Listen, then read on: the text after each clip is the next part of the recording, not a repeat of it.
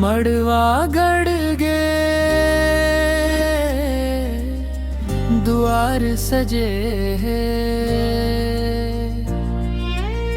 खुशी के बेरा घर मांगे है। पहली दुई दिन तेल मड़वा चढ़े, तीसर दिन हरदी के रंग में रंगे। नग नग माँ बाजे मजीरा तासा, सरगुजा के माटी गावे मधुर भाषा।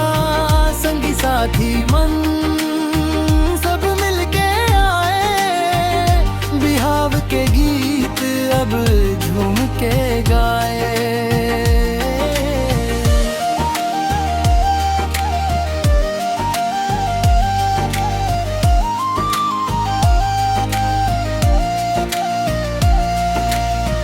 चौथा दिन सज के बाराती निकले, खुशी के लहर सबके मनवा झलके।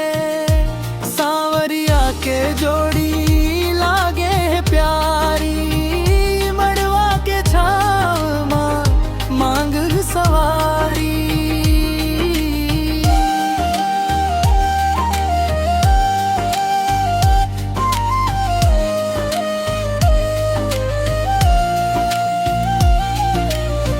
तेल मड़वा ले लेके विदाई तक, रिश्ता बने रहे जन्म जन्म तक।